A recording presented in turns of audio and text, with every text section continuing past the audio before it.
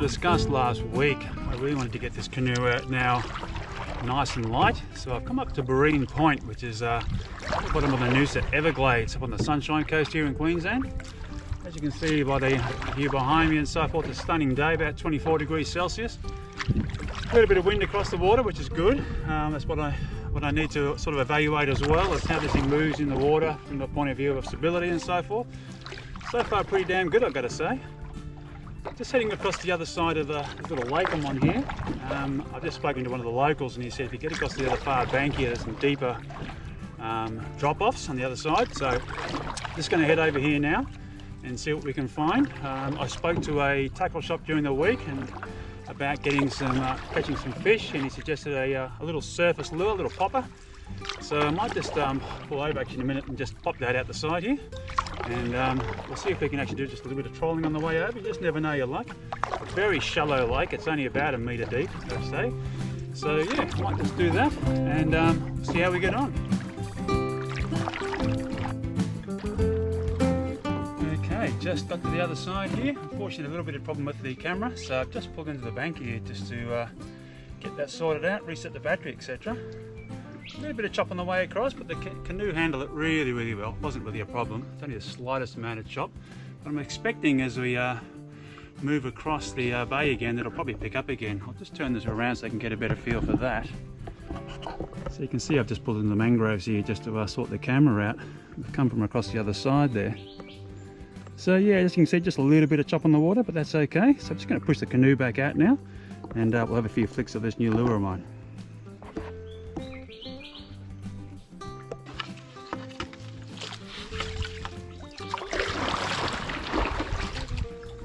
Alright, let's just get ourselves back out these mangroves.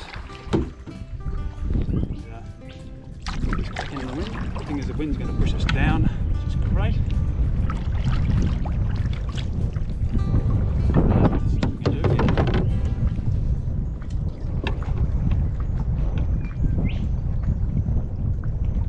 Wind's picked up already.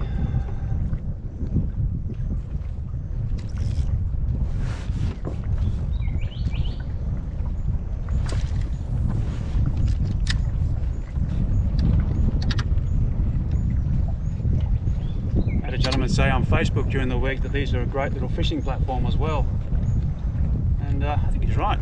It's certainly nice and stable here. It's only just really me and the canoe. We're only in about 2 feet of water here, moving quite quickly across the mangroves, as you can see.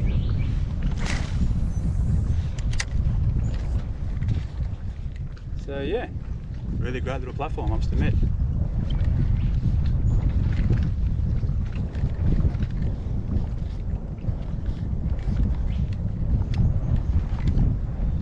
So if anybody out there is a fishing expert, I'd love your feedback on how to use poppers, catch flathead, whiting in Australia, that type of thing. Any tips are always greatly appreciated.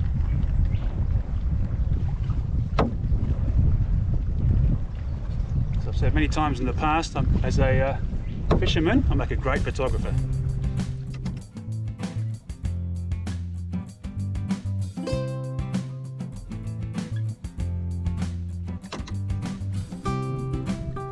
The other thing, of course, it's now 10 past 12, middle of the day, so it's probably not the best time. In fact, it isn't the best time for fishing, of course. But look, to be honest, this trip's more about the canoe than it is about fishing. Fishing is really just a sideline to test it out as a platform, as I said, and get the feel of what it's good for, what it can do, and any limitations it might have. Just going to paddle ourselves back out of these mangroves.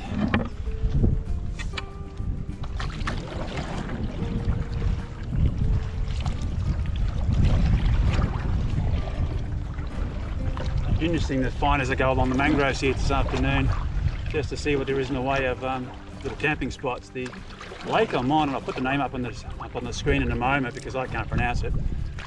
It's part of a little canoe trail that the Noosa City Council have put up along this Noosa Everglades here, and it comes out of this back into the Noosa River again, and then eventually back out into the ocean. So really good little area, this one.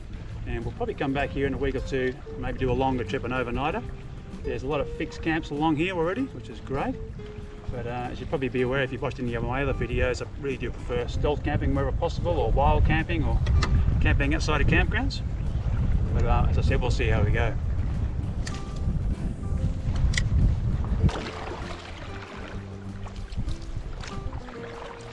This really is one of my favourite things to do, coming up the highs and close on banks and so forth, places you can't get to in big heavy metal boats or fiberglass boats. Glorious day out here.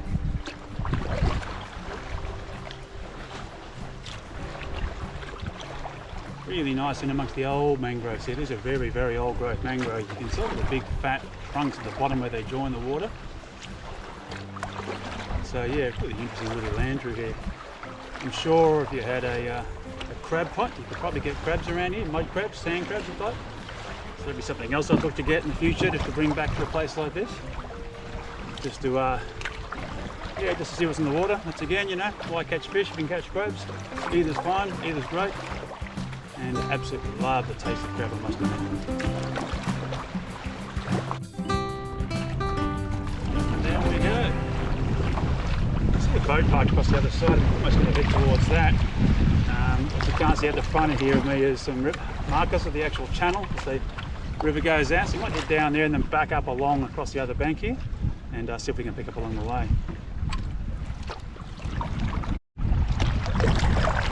So I'm just paddling along here and sort of reaching forward to try and drive the paddle in nice and deep and get some speed up across the bay. Touching the bottom. Really strange feeling. Must be only about, well, there you go, that deep in the water, literally. So 18 inches water right out the middle of the bay. So now that we know that, we can start looking for this drop off. Now I see the markers in front of me here off to my left. So we're about to go across what is essentially the river for the boats to go through. So once we get into there, do a couple of casts into there and just see what we can get on the surface. But I think what I might do is go across the other side, find a beach and change lures to a trawling lure, something that goes underwater obviously, and just trawl it up the other side of the bay here, as I said, with the lake, I should say, and see if we can get some under the water. I have heard there's lots of good fish in here, but today might be not the best conditions, and certainly the middle of the day is probably the worst conditions. So anyway, see how we get on. Well, we're in the deeper runoff water here, but once again I think this popper lure's the wrong lure altogether out here. Give it a couple of flicks, never know you're lucky in a big city.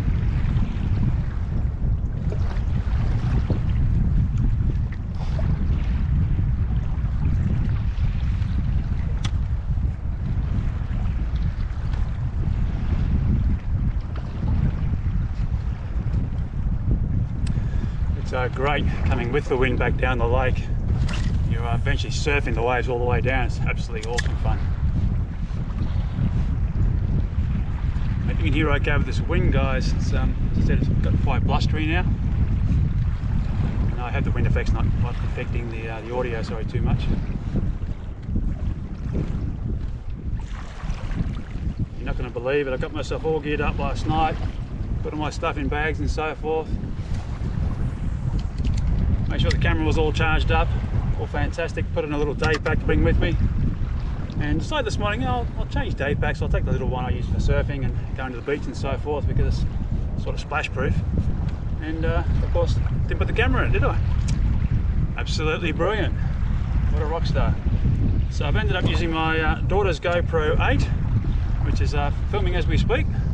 So we'll see how that turns out. But yeah, can you imagine, there's a few choice words said about myself when I got here, and I unloaded the back of the car and was loading the canoe up, and yeah, a few choice words. I won't tell you what I called myself, but it's something to do with sex and travel, and yeah, really impressed with myself anyway. So look, not having any luck here, there's just nothing around, so as I said, I think I might head into the flats or back into the mangroves on the other side there, park myself up, change lures, and see if we can get something that's a bit more deep diving and give that a go under the water and see how that goes.